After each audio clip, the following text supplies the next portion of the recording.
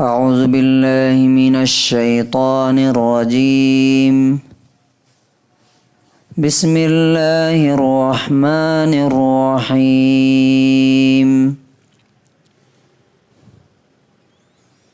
یا ایہا الذین آمنوا اتقوا اللہ وذروا ما بقی من الربا ان کنتم مؤمنین فَإِن لَّمْ تَفْعَلُوا فَأْذَنُوا بِحَرْبٍ مِّنَ اللَّهِ وَرَسُولِهِ وَإِن تُبْتُمْ فَلَكُمْ رُءُوسُ أَمْوَالِكُمْ لَا تَظْلِمُونَ وَلَا تُظْلَمُونَ۔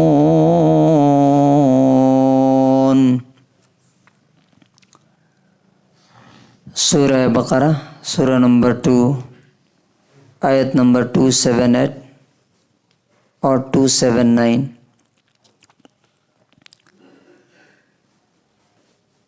اے ایمان والو، اللہ سے ڈرتے رہو اور جو سود بیاج باقی رہ گیا ہے اسے فوراً چھوڑ دو اگر تم سچے ایمان والے ہو، اور اگر تم نے ایسا نہیں کیا تو خبردار ہو جاؤ کہ اللہ رسول کی طرف سے تمہارے لیے جنگ کا اعلان ہے، اور اگر تم نے توبہ کر لی، معافی مانگ لیا، تو تمہارا اصل مال کیپٹل تم کو مل جائے گا، نہ تم ظلم کرو اور نہ تم پر ظلم کیا جائے گا۔ O believers, fear Allah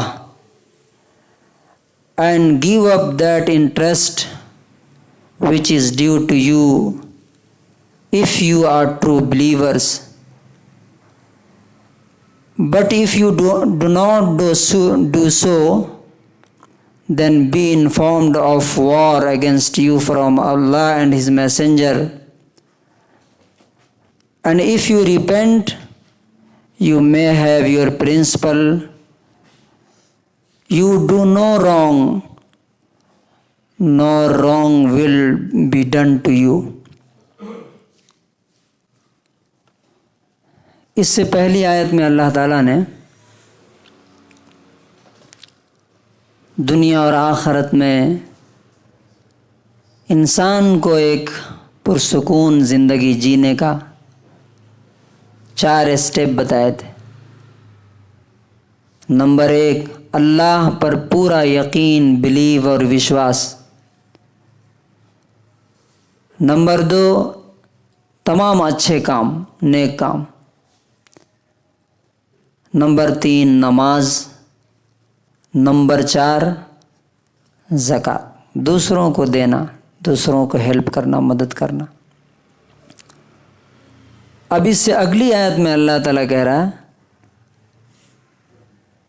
کہ ایمان والو، اگر تم نے اللہ کو مانا ہے کہ وہی سب کچھ ہے، وہیں سے تم آئے ہو، اسی کے پاس جانا ہے، اور فائنل رزلٹ اسی کے ہاتھ میں ہے۔ فائنل سکسس جنت، یا فائنل اور لاسٹ فیلئر جہنم، یہ اسی کے پاس ہے۔ تو پھر اللہ سے ڈرو، اس لیے کہ اس کو چھوڑ کر کے کہیں بھاگ نہیں سکتے ہو تم۔ اللہ تعالیٰ نے سورہ رحمان میں کہا کہ اے انسانوں اور جناتوں، اگر تم آسمان و زمین سے نکل کے بھاگ سکتے ہو تو بھاگ کے دکھاؤ۔ کہیں نہیں بھاگ سکتے ہو۔ زمین اور آسمان سے نکل کے انسان کہاں جائے گا؟ اور جو دوسری چیز ہے، اللہ سے ڈرنے کا مطلب کیا ہے؟ کہ جو چیز اس نے منع کی ہے انسان اس کے قریب بھی نہ جائے، اور اس میں سے ایک انٹرسٹ، کبیرہ گناہ، بڑے گناہوں میں سے سود کے بارے میں، انٹرسٹ کے بارے میں، چاہے وہ بینک انٹرسٹ ہو یا پرسنل اور انڈیویجول ہو، سب ناجائز ہے۔ پیسے پر جو بھی انکریزمنٹ آپ لیتے ہیں کرایہ، وہ سب ناجائز ہے۔ تو اللہ تعالیٰ نے کہا کہ تم اسے فوراً چھوڑ دو۔ یہ آیت اصل میں اتری فتح مکہ کے بعد، جب مکہ فتح ہو گیا تو 2 قبیلے تھے، ایک ثقیف کا، ایک بنو مغیرہ کا۔ تو اسلام سے پہلے ان میں سودی لین دین، بیاج کا لین دین چلتا تھا۔ اسلام آنے کے بعد جب انہوں نے ان سے مانگا، کہا کہ اب ہمارے جو بیاج ہیں تمہارے پاس، انٹرسٹ ہیں، وہ دو، تو انہوں نے کہا کہ ہم نہیں دیں گے اسلام کے اندر۔ تو انہوں نے مکے کے گورنر عتاب بن اسید کو لکھا کہ ہمارا یہ سود کا پیسہ ہے، یہ ہمیں نہیں دے رہے۔ انہوں نے نبی صلی اللہ علیہ وسلم کو لیٹر لکھا، اسی وقت یہ آیت اتری، وَذَرُوا مَا بَقِيَ مِنَ الرِّبَا، جو سود جاہلیت کا، اسلام سے پہلے کا بچا ہوا ہے تمہارا، وہ فوراً چھوڑ دو۔ اور اسی کے بعد رسول اللہ صلی اللہ علیہ وسلم نے اپنے آخری حج میں کہا کہ ربا الجاہلیت موزون، اسلام سے پہلے کا جو سودی سسٹم تھا اس کو ختم کر دیا گیا۔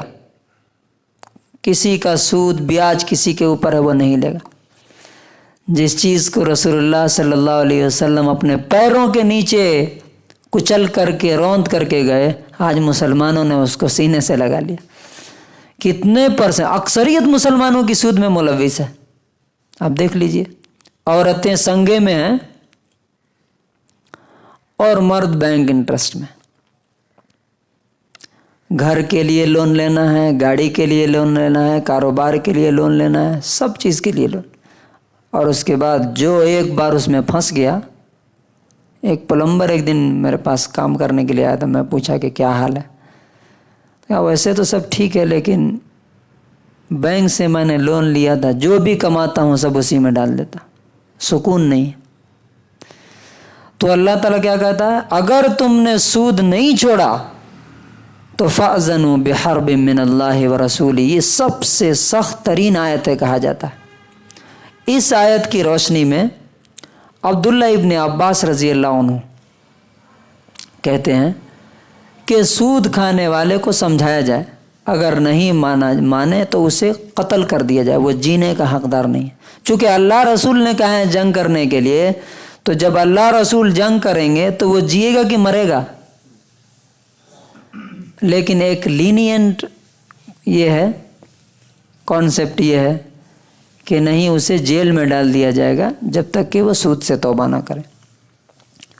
اور اگر اللہ تعالیٰ کہتا ہے کہ تم نے توبہ کر لی تو تمہارا جو اصل مال ہے، اصل کیپٹل، پرنسپل جو ہے، جو تم نے دیا ہے، 5 لاکھ 10 لاکھ جو بھی، وہ تم لے سکتے ہو۔ نہ تم ظلم کرو نہ تمہارے اوپر ظلم کیا جائے گا۔ تو دیکھیے کہ قرآن نے سود کو کیا کہا ہے؟ ظلم کہا ہے۔ لیکن آج پوری دنیا کیا ہے؟ اسی انٹرسٹ بیسڈ سسٹم کے اندر جکڑی ہوئی ہے، اور سارا پیسہ کہاں جا رہا ہے؟ وہ لوگ یہودی جنہوں نے یہ پورا سسٹم شروع کیا۔ آپ فون پے کرتے ہیں، گوگل پے کرتے ہیں، جو کچھ بھی آپ کر رہے ہیں، ٹرانزیکشن کر رہے ہیں، وہ سب کا پیسہ کہاں جا رہا ہے؟ ایک جگہ جا رہا ہے۔ اور یہ ہمارا فیلئر ہے کہ رسول اللہ صلی اللہ علیہ وسلم نے جس سود کو اٹھا کے پھینک دیا اور انٹرسٹ فری ایک اکنامک سسٹم بنا کر کے دنیا کو دے کر کے گئے حضرت عمر رضی اللہ عنہ، اس کی برکت کیا ہوتی ہے معلوم آپ کو؟ آج آپ دیکھیے کہ لوگ سوسائڈ پہ سوسائڈ کر رہے ہیں، کیوں؟ کیونکہ فائنینشیلی وہ اسٹیبل نہیں ہے، اور جب انسان کے پاس فائنینشیلی اسٹیبلٹی نہیں رہتی ہے تو وہ ذہنی سکون نہیں رہتا، وہ ختم ہو جاتا ہے، پھر وہ مرے گا، سوسائڈ کرے گا، ٹینشن میں رہے گا۔ حضرت عمر رضی اللہ عنہ کے زمانے میں ایسا ہوا کہ لوگ صدقہ لے کے نکلتے تھے، خیرات اور دان لے کر کے، اور صدقہ خیرات لینے والا نہیں ملتا تھا۔ آج آپ روڈ پہ دیکھیے ہر طرف کون دکھ رہے ہیں؟ بھیک مانگنے والے۔ یہ کیوں ہے؟ یہ اسی سودی نظام کی لعنت ہے کہ پوری دنیا قرضوں میں، جس آپ کیا سمجھتے ہیں کہ انڈیا وشو گرو بن رہا ہے، اس پر کتنا قرضہ ہے معلوم آپ کو؟ لاکھوں کروڑ بلینز قرضہ میں ڈوبا ہوا ہے یہ، اور کون سی کنٹری ایسی نہیں ہے؟ پاکستان ڈیفالٹ ہونے جا رہا ہے، پوری دنیا۔ تو یہ ایک پورا یہ ہے جس میں ہم پھنسے ہوئے ہیں۔ اللہ تبارک و تعالی، ہم کیا کر سکتے ہیں؟ ظاہر بات ہے کہ ہم پوری دنیا کا سسٹم تو بدل نہیں سکتے، تو جتنا ہو سکتا ہے کہ اس اللہ رسول سے جنگ سے ہم بچنے کی کوشش کریں۔ اللہ تعالی ہمیں تمام برائیوں سے بچائے، اور خاص طور سے انٹرسٹ اور سود سے ہماری حفاظت فرمائے۔ سبحان اللہ و بحمدہ۔